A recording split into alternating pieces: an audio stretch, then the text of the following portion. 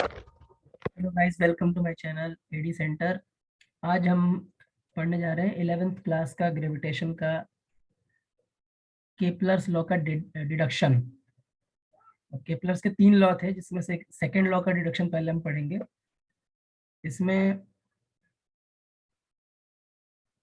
एक सेकंड, हाँ, law of areas के नाम से इसको जाना जाता है। अच्छा, डिडक्शन पढ़ने से पहले केपलर्स थर्ड लॉ एक बार मैं आपको बता दूं दोबारा से, शायद रह गया था पिछली बार। Deduction of Kepler's third law में क्या है, consider planet of mass m। मतलब इसमें क्या बोला है कि जो हमारा टाइम पीरियड है ना, ये वो डायरेक्टली प्रोपोर्शनल होता है सेमी मेजर एक्सिस के क्यूब के। ये डेफिनेशन से आपने बता दिया था, the square of the time period of revolution of a planet around the sun is directly proportional to the cube of the semi major axis of its elliptical orbit. ठीक है। यहाँ पर टी जो है वो time taken by the planet है to go once around the sun. मतलब एक रिवॉल्यूशन पूरा करने में टाइम जितना लगता है किसी भी प्लैनेट को सन का, तो उसे हम टी से डिनोट करते हैं। ठीक है। हाँ। और semi major axis of the elliptical orbit को आर से यहाँ पर डिनोट किया गया है। Clearly the planets situated at the larger distances from the sun take longer time to complete one rotation around the sun. ठीक है। अभी deduction of Kepler third law देख लेते हैं क्या है। केपलर थर्ड लॉ को किस तरीके से लाया गया, कहाँ से क्या यूज करा हमने, कौन सा फॉर्मूला यूज करा जिससे वो चीज बनी जो डेफिनेशन में है। ठीक है। तो इन्होंने क्या बोला कि एक प्लेनेट है जिसका मास स्मॉल m है, वो orbiting around the son of mass capital M। मतलब सन के चारों तरफ वो चक्कर लगा रहा है, और सन का मास यहाँ पे कैपिटल M दिया हुआ है। In a circular orbit of radius r, sun के सेंटर से और प्लेनेट के सेंटर तक के डिस्टेंस को रेडियस r मान लिया गया, small, with constant angular velocity omega and time period of revolution t। इसमें आप देख रहे होंगे कि यहाँ पर हम लोग ये जानते हैं जी कैपिटल M और small m upon R square. ये 9th क्लास में जब हमने लॉ ऑफ ग्रेविटेशन पढ़ा था, न्यूटन्स लॉ ऑफ ग्रेविटेशन में, तो ये हमने फोर्स का फॉर्मूला पढ़ा था। और ये हम लोग सेंट्रीपिटल फोर्स के बारे में जानते ही है ना, एम आर ओमेगा स्क्वायर। तो इन दोनों को इक्वेट करके, और जब एम आर ओमेगा स्क्वायर की वैल्यू डाल दी गई यहाँ पर, ओमेगा स्क्वायर, ओमेगा की वैल्यू 2π/t होती थी, 2π/t की वैल्यू डाली तो उसका स्क्वायर से ये ओपन होकर के 4π² अपन t स्क्वायर हो गया। इस तरीके से इन्होंने क्या करा कि ये जो आर स्क्वायर है, ये जो नीचे आर स्क्वायर दिख रहा होगा, G/m/r², इसको हम लोग दूसरी तरफ लेके गए इस वाले इक्वेशन में। ये जो mr 4π² जो लिखा हुआ इसमें, तो ये कुछ इस तरीके से बन गया, t² = 4π² उससे क्या पता चला कि 4π² g और m ये सारी चीजें कांस्टेंट है। देख लो, 4 भी कांस्टेंट है, पाई भी कांस्टेंट है, और g तो है ही ग्रेविटेशनल कांस्टेंट, और mass of sun is also constant. Therefore हमारे पास क्या मिला, कांस्टेंट को और इक्वल के निशान को एक साथ जब हम दिखाते हैं तो वो डायरेक्टली प्रोपोर्शनल या इनवर्सली प्रोपोर्शनल का साइन हो जाता है। तो हमने t² is directly proportional to r³ दिखा दिया, क्योंकि यहाँ पे सामने सामने आ रहा है। r³। ठीक है। ये डिडक्शन था केपलर थर्ड लॉ का, कि जो टाइम पीरियड का स्क्वायर होता है वो डायरेक्टली प्रोपोर्शनल होता है सेमी मेजर एक्सिस के क्यूब के। ठीक है। The above result hold equally good for elliptical orbit provided if we replace r with a, the semi major axis of the ellipse। तो एक, अगर हमने r के जगह a लिखना है तो क्या हो जाएगा, कुछ नहीं, बस a लिखा जाएगा जहां पर r होगा, है ना। अच्छा, अभी एक टेबल यहाँ पर दिया गया है t² is जिसमें directly proportional to a³ हो जाएगा। इसमें कुछ वैल्यूज दी गई है हर प्लैनेट्स की, जो हमारे प्लैनेट्स है सबकी, इसमें सेमी मेजर एक्सिस की, टाइम पीरियड की, और एक ये कोशेंट दिया गया है जो t² / a³ के बराबर है, उसकी वैल्यू दी गई है। मेरी वॉइस और ये दिखाई दे रहा है? हाँ। ठीक है, इसमें इंटरनेट कनेक्शन कुछ दिखा रहा था। अच्छा, in this table a is a semi major axis in the units of 10⁻10 metres. ठीक है, ये 10⁻10 मीटर्स में दिखा रखा है, जैसे 5.79 × 10⁻10 मीटर्स लिखा जाएगा। और टाइम पीरियड को ईयर्स में लिखा गया है, यानी 0.24 ईयर्स हो गया। और वैसे ही जो क्वोशंट Q है वो T square by A cube in units of 10⁻34 Y square m minus cube, ये इसका यूनिट इसने दे दिया यहाँ पर। ठीक है, हाँ इसको अभी हमें इतना डिटेल में जाने की जरूरत नहीं, बस ये वैल्यूज दे रखी है अपने रेफरेंस के लिए है हमारे पास ये। ठीक है, the above data obtained the measurement of various planetary motions confirms Kepler's law of periods, यानी कि टाइम वाला जो उसका लॉ है थर्ड वाला, उसको ये हाँ क्या कर रहा है, कंफर्म कर रहा है। बाकी एक ये सैंपल प्रॉब्लम एक दो दे रखे हैं यहाँ पर, ये सॉल्व कर लेना। The time period of Jupiter is इतना, and how far is the Jupiter from the sun, distance of the earth from the sun is this. T Jupiter का तुम्हें टाइम दे दिया, ठीक है, जुपिटर का वो निकालना है कि कितना दूर है वो सन से, और अर्थ का टाइम पीरियड दे दिया, रिवोल्यूशन भी दे दिया, ये अर्थ से डिस्टेंस भी दे दी। तो हमें ये पता है कि अगर T square is directly proportional to R cube है, तो T one square is directly proportional to R cube होगा, R1 क्यूब होगा। हाँ वैसे ही T2 का R2 का क्यूब हो जाएगा। तो वो इक्वेट करके हम दो वैल्यूज, तीन वैल्यूज हमारे पास दी होंगी, चौथी वैल्यूज हम निकाल लेंगे। तो उसमें वही चीज दिया हुआ है, तीन वैल्यूज दे रखी है और हमें एक वैल्यू निकालनी है, तो जुपिटर का डिस्टेंस हमें मिल जाएगा, चौथी वैल्यू निकालनी है। ठीक है, ऐसे ही ये एक और क्वेश्चन है। तो इस तरीके से तुम निकाल सकते हो। अच्छा, डिडक्शन करते हैं केपलर्स सेकंड लॉ का, यानी लॉ ऑफ एरियाज का, यानी एरिया को कांस्टेंट प्रूव करना है, क्योंकि उसमें बताया हुआ है ना कि एरिया दोनों, मतलब अगर सन किधर भी रहे, पेरिहिलियन में रहे या एपिहिलियन में रहे, एरिया कांस्टेंट ही रहता है। प्लैनेट द्वारा जो एरिया बनाया जाता है, जो ट्रेस किया जाता है, वो इक्वल रहता है। हमने पहले क्या फॉर्मूला पढ़ा था कि L equal to 2m into DA/dt होता था। एंगुलर मोमेंटम जो है 2 times of mass and areal velocity, ये इसका फॉर्मूला हमने पिछले चैप्टर में पढ़ा था 7th वाले में। वही इसमें यहाँ पर यूज किया हुआ है कि भाई वहां पर L कांस्टेंट था, suppose tau is equal to DL/dt था, वो 0 आ रहा था, यानी कि L कांस्टेंट होगा, उसी का डिफरेंशिएशन 0 आता है ना, कांस्टेंट का डिफरेंशिएशन। तो उसी हिसाब से फ्रॉम 3 and 4, यहाँ पे एक पीछे इक्वेशन 3 और ये 4 इक्वेशन दे रखी है। 2m DA/dt is also constant. यहाँ पर L कांस्टेंट है पूरा, तो अगर ये इसके इक्वल है, DA/dt इंटू 2m L के इक्वल है और L कांस्टेंट है, तो ये पूरा कांस्टेंट होगा, है ना। और 2m तो ऑलरेडी कांस्टेंट है ही, अभी ये नहीं पता था कांस्टेंट होगा कि नहीं होगा। तो जब ये कांस्टेंट है, इसको वो तो मास है, डिवाइड बाय कांस्टेंट, कांस्टेंट, तो DA/dt यानी कि एरियल वेलोसिटी आल्सो कांस्टेंट।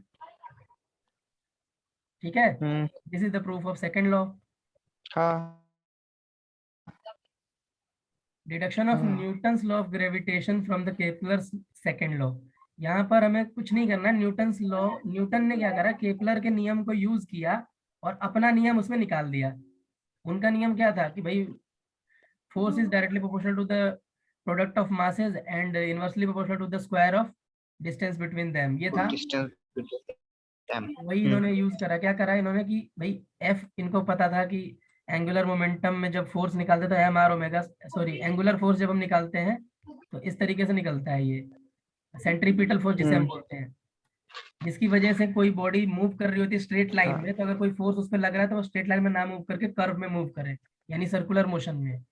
ठीक है, तो ये जो है वो उसी फोर्स का इन्होंने यूज किया और यहाँ पर ओमेगा की वैल्यू 2π/t डाल दी और ये सॉल्व किया इस तरीके से। फिर उन्होंने केपलर का थर्ड लॉ लिया। ये क्या हुआ, केपलर का थर्ड लॉ इन्होंने लिया और फिर उसके बाद इन्होंने ये formula T square directly proportional to R cube रखा और टी स्क्वायर को इक्वेट किया, तो ये के एक कांस्टेंट आया। ठीक है, दिखाई दे रहा है?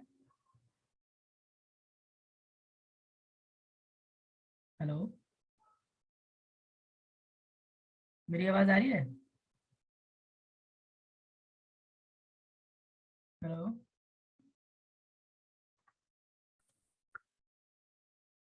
वॉइस आ रही है मेरी? अब आ रही है। वो नेट कैसे चला गया था, लाइट शायद चली गई थी इस वजह से। कहाँ तक मैंने बता दिया था अभी? ये जो न्यूटन ने ये वो उसके लॉ की मदद लिया, केपलर का थर्ड लॉ का। हाँ, तो केपलर का थर्ड लॉ उन्होंने लिया और वहां से उसने क्या करा, इक्वेट करके के आर क्यूब के बराबर ला दिया टी स्क्वायर को। ठीक है। हाँ। और देन उसके बाद उन्होंने क्या करा, जो टी स्क्वायर की वैल्यू के आर क्यूब थी वो उन्होंने F equals to 4 pi square M R upon T square में, जहाँ टी स्क्वायर आ रहा था वहां पे के आर क्यूब की वैल्यू पुट कर दी, जैसे कि आप देख पा रहे होगे इसमें। यानी कि हाँ। और फिर वहां से एक आर से आर कट गया और क्या हुआ कि 4 पाई स्क्वायर अपॉन के ये कांस्टेंट हो गया और m अपॉन आर स्क्वायर यहाँ पर बच गया। ठीक है। यही होता है फोर्स का, न्यूटन्स का जो लॉ था वो यही था कि भाई मास के हाँ। डायरेक्टली प्रोपोर्शनल होगा और लॉ ऑफ ग्रेविटेशन। डिस्टेंस के इनवर्सली प्रोपोर्शनल होगा स्क्वायर के, डिस्टेंस के स्क्वायर के। This centripetal force is हाँ। provided by the gravitational attraction exerted by the sun on the planet. According to Newton, the gravitational attraction between the sun and the planet is mutual. इन्होंने ये बोला कि भाई दोनों तरफ से फोर्स लग रहा है। If the force F is directly proportional to the mass of the planet m, it should also be directly proportional to the mass of the sun. ठीक है। तो इन्होंने क्या बोला कि यहाँ पर तो मेरा अभी सिर्फ प्लेनेट के मास के डायरेक्ट प्रोपोर्शनल आ रहा था, बट फोर्स दोनों तरफ से लगता है, तो यही जो 4 पाई स्क्वायर अपॉन के था वो सन के मास के भी डायरेक्टली प्रोपोर्शनल होगा। ठीक है। हाँ। तो वहां से फिर इनको क्या मिला, ये जब इन्होंने इसको भी डायरेक्टली प्रोपोर्शनल बोल दिया तो इसका जब प्रोपोर्शनल का साइन हटाया तो एक ग्रेविटेशनल कांस्टेंट यानी जी आ गया साथ में, तो G M equal to 4 pi square upon K आ गया। है। तो अगर हमने जब 4 पाई जो हमारा आ रहा था 4 पाई के square upon M, sorry 4 pi square into M divide by K R square, तो इस वाले फॉर्मूले में 4 पाई स्क्वायर अपॉन के जगह कैपिटल एम जी और एम लिखेंगे, वो G M M upon R square हो जाएगा। ठीक है। हाँ। तो F equal to G M M upon R square का फॉर्मूला यहाँ से बना, जिसको न्यूटन्स लॉ ऑफ ग्रेविटेशन के नाम से जाना गया बाद में। ठीक है। डाउट है? हाँ। कोई डाउट है? नहीं। अच्छा। On the basis of Kepler's law, Newton concluded the following: a force is acting on the planet due to sun, which is the centripetal force. सन की वजह से जो फोर्स लग रहा है प्लेनेट के ऊपर वो सेंट्रीपिटल फोर्स है। वो क्या कर रहा है, उसको स्ट्रेट लाइन में मूव नहीं करने दे रहा है। ठीक है। is directed towards the sun. The force acting on the planet must be inversely proportional to the square of the distance from the sun. ये भी बताया, और directly proportional to the product of their masses of the planet and the sun. तो ये तीन चीजें उन्होंने वहां से निकाली कि एक तो सेंट्रीपिटल फोर्स लगाता है सन, दूसरा दोनों ही तरफ से जो मासेस होते हैं उनके प्रोडक्ट के डायरेक्टली प्रोपोर्शनल होता है फोर्स जो उनके बिटवीन में लगता है, और इनवर्सली प्रोपोर्शनल होता है उसके स्क्वायर ऑफ डिस्टेंस के। ठीक है। डिस्टेंस के स्क्वायर। हाँ। अभी हम ग्रेविटेशन पढ़ेंगे। ठीक है, नेक्स्ट टॉपिक में। हाँ। आई होप वीडियो अच्छी लगी होगी आप लोग, वीडियो अच्छी लगी होगी आप लोगों को। अगर और अच्छी वीडियो चाहिए तो इसको सब्सक्राइब करें और जल्दी जल्दी सब्सक्राइब करें और लोगों को भी बढ़ाएं। मैं ये वाला वीडियो स्टॉप कर रहा हूँ, नेक्स्ट रिकॉर्डिंग में हम इससे बात करते हैं। ठीक है। दोबारा से मैं ले रहा हूँ सुमित।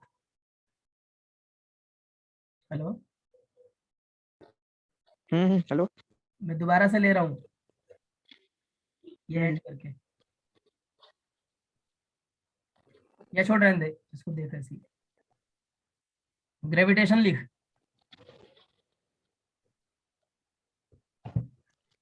हाँ। समझ आ रही है? ये जो यहाँ पर लिखा हुआ है, gravitation is the name given to the force of attraction between any two bodies of the universe. Two bodies ये ऑफ डेफिनेशन है छोटा सा, ये 1665 में दिया था न्यूटन ने। ठीक है। when he saw an apple falling down the tree. Gravitational force is the weakest force among the four fundamental forces of nature, but is the most important force because it plays an important role in initiating the birth of stars and controlling the entire structure of the universe. ठीक है? The gravitational force has significant applications in the present advancement of physics. Advancement. तो ये थोड़ा सा इसके knowledge है और कुछ नहीं। न्यूटन जब सो रहा था उसके ऊपर पैदल सर पे आके गिरा है। हाँ ठीक है, तो उसे लगा कि यार, उसने खाया नहीं सेब को, पहले सोचा कि भाई मेरे पे यहाँ क्यों गिर रहा है, इसे और ये ऊपर ही क्यों नहीं चला गया या बीच में कहीं क्यों नहीं नीचे अटक क्यों गया आया? हवा में। तो उस वजह से इन्होंने पता लगाया कि सोच करके कि ये ऐसा क्या चीज है जिसकी वजह से वो नीचे ही गिर रहा है। तो उन्होंने ये दिखाया कि भाई एक अट्रैक्शन है किसी भी बॉडी और अर्थ के बीच में, उसको ग्रेविटेशन फोर्स नाम दे दिया। तो ये एक डेफिनेशन पीछे निकल गया अपना। उन्होंने अपना एक लॉ दिया जो हमने पीछे अभी देखा था न्यूटन्स लॉ ऑफ ग्रेविटेशन के नाम से। उन्होंने उसमें क्या बोला कि भाई दो बॉडी है किसी भी पूरे यूनिवर्स में, अगर हम कोई दो बॉडी लेते हैं तो वो दोनों बॉडी आपस में एक दूसरे को अट्रैक्ट करती है, ठीक है? हाँ करती है। और every other body with the force which is directly proportional to the product of their masses and inversely proportional to the square of the distance between them, ये उन्होंने बता दिया। ये हम बार बार पढ़ चुके हैं इसलिए अच्छा नहीं लग रहा होगा अभी सुनने में, तो ये पता ही हो गया। तो कंसीडर 2 पॉइंट मासेस, ये सब देख लेना। इसमें F is directly proportional to दो प्रोडक्ट ऑफ मास, और नीचे से R स्क्वायर कर दिया, पूरा फिगर बना दिया बढ़िया तरीके से। अब बस हमें देखना है यहाँ पर ये एरो जो दिखा रहा है, ये दिख रहा है फिगर 8.3 F12 और F21। 1-2 का क्या मतलब है?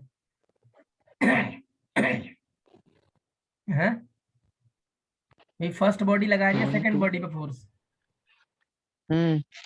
इधर है सेकंड बॉडी पे लग रहा है फर्स्ट बॉडी लगा रही फर्स्ट पे। नहीं, फर्स्ट बॉडी मतलब F12 का मतलब है फोर्स ऑफ बॉडी 1 ऑन 2, और ये क्या है? Force of body 2 on 1।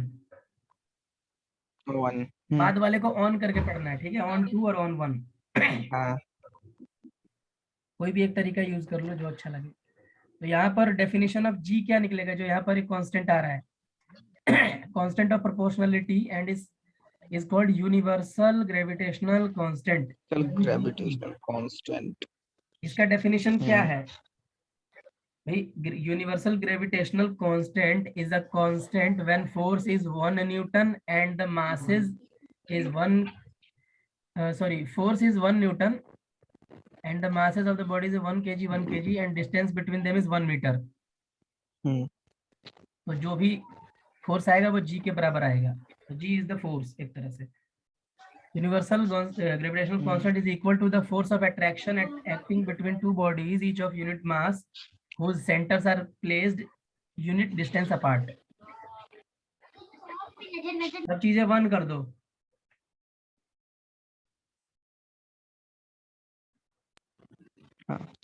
समझ में आए? अच्छा, यहाँ पर इसने बोला है कि gravitational constant is a scalar quantity. इसमें कंफ्यूज मत होना, ये स्केलर क्वांटिटी ही है, ठीक है? अब एक चीज देख रहे होगे कि भाई जी की वैल्यू एफ के बराबर आ रही है, याद है? दिखाई दे रहा है? दे रहा है यहाँ पे। जी की वैल्यू एफ के बराबर हो रही है, फिर भी उसे कांस्टेंट बोला जा रहा है। एफ इज वेक्टर, यानी कि सॉरी इसे स्केलर बोला जा रहा है ग्रेविटेशनल कांस्टेंट को, जबकि एफ के बराबर आ रहा है और एफ होता है वेक्टर। तो ये ध्यान रखना है कि ये सिर्फ मैग्नीट्यूड को इक्वल दिखाया गया हुआ है यहाँ पर, ठीक है? इसलिए ये स्केलर है। ये magnitude. Its value is same throughout the universe and is independent of the nature and size of the bodies as well as the nature of the medium between the bodies। तो इसकी value कभी change नहीं होगी कहीं पे भी पूरे universe में, ये लिख लो नोट करके। और इसको जब सॉल्व किया गया तो जो वैल्यू आई SI यूनिट में वो आई 6.67 इंटू 10⁻⁻11 न्यूटन मीटर स्क्वायर पर केजी न्यूटन मीटर स्क्वायर को या पर तो केजी स्क्वायर। रट लो या जो करना है करो, बस दिमाग में रहना चाहिए कभी भी पूछे। एंड CGS सिस्टम में ये तो MKS का था जिसमें 6.67 आया, और बस यहाँ पर 3 पावर कम हो जाएंगी माइनस में, 9 सेंटीमीटर स्क्वायर पर ग्राम स्क्वायर आ जाएगा। न्यूटन का CGS होता है 9, बाकी पता ही है। डायमेंशनल फॉर्मूला जो निकाला गया इसका FR²/m1 m2 करके, यहाँ से G की वैल्यू निकाल ली ऊपर वाले फॉर्मूले को पकड़ के, और सॉल्व करके आया तो m-1 L³ और T-2 आ गया। अच्छा, Newton's law of gravitation holds good for 2 objects, first of any shape size mass, second at all places and third at all time through out the universe. 2 object के लिए बहुत अच्छा था इसका law. With PCM आली मतलब वो school का टेस्ट था ना, तो उनका वो ऐसे जूम में ज्वाइन करने के लिए नाम चाहिए था पूरा। Newton's law of gravitation fails when distance between 2 objects is less than 10⁻⁹ metre, that is of the order of molecular distances. ये इंपॉर्टेंट डिस्कशन हो रहा है ये वाला। मतलब है कि जिसे हम आंखों से देख सकते हैं उतने के लिए तो इसका बढ़िया है एकदम लॉ, लेकिन जैसे ही छोटे उसमें जाता है मॉलिक्यूलर डिस्टेंसेस में आ जाता है ये फेल होने लगता है तो वहां पर कूलम्स लॉ आने लगता है। Gravitational force between 2 mass bodies is independent of the medium separating them. ठीक है, उस 2 बॉडीज के बीच में हवा हो या पानी हो या पत्थर हो, कुछ भी हो, फोर्स उतना ही लगेगा। Gravitational force between 2 bodies is always attractive in nature, कभी रिपेल नहीं करेगी एक दूसरे को, नहीं तो अगर रिपेल करती तो सूरज कब का धक्का मार चुका होता पृथ्वी को। ठीक है, अच्छा, gravitational forces are conservative in nature. Conservative force कौन से होते हैं? कंजर्वेटिव जो पाथ पे डिपेंड नहीं करते, जो फर्स्ट इनिशियल और फाइनल पे डिपेंड करते हैं, मतलब कंजर्व रहते हैं, यहाँ रहे वह या वहां रहे।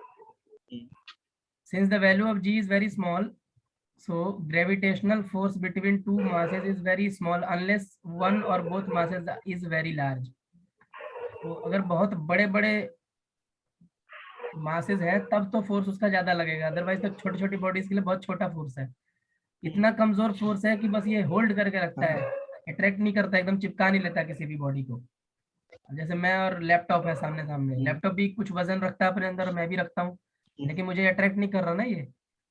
बट ये है अपनी जगह पे स्थिर है, ये नहीं है कि कहीं भाग जाएगा यहाँ से अगर मैं हट जाऊँ तो, मतलब कुछ ना कुछ फोर्स है थोड़ा बहुत। Evidence in support of Newton's law of gravitation. अच्छा, ये तो सैंपल प्रॉब्लम तो कर लेना। Evidence in support of Newton's law of gravitation. अच्छा, न्यूटन्स लॉ ऑफ ग्रेविटेशन के सपोर्ट में ये सबूत है, the rotation of earth around the sun और the moon is explained on the basis of this law. सूरज और चांद और धरती ये सब जो आपस में एक इक्वल डिस्टेंस पे सजे हुए और घूम रहे हैं आपस में ऐसे ही, ऐसे करके, वो इसी लॉ की वजह से है। Prediction of about the solar and lunar इक्लिप्सेस, जो सूर्य ग्रहण और चंद्र ग्रहण लगता है इन्हीं वजह से लगता है, इसी फोर्सेस की वजह से। बाकी स्टडी में ये आया था। ज्वार भाटा आता है नदी उसमें समुद्र में, वो भी इन्हीं वजह से आता है। Orbit, time period, modern artificial satellites वगैरह जो बन रही है सब इन्हीं फोर्सेस को ध्यान में रखते हुए बनी है, इसी लॉ के ऊपर। नेक्स्ट क्लास में हम पढ़ेंगे vector form of Newton's law of gravitation. This is very very very important topic 12th point of view से। ठीक है, इसको एक बार कल पढ़ लेना, रीडिंग कर लेना है पूरे को, उसके बाद जो नहीं समझ में आएगा फिर मैं बताऊंगा आगे। और ये पढ़ लेना है इम्पोर्टेंस ठीक। Important characteristics of gravitational force, characteristics of gravitational कोई लिख भी force. Leo. Experimental demonstration I think है नहीं, तो ये पढ़ना नहीं है ना, ये सब है नहीं। एक बार मुझे सिलेबस दिखा दी इसका, सुपर पोजिशन है, उसके बाद ग्रेविटी है, ठीक है, तो ये पढ़ेंगे अब अगली क्लास में।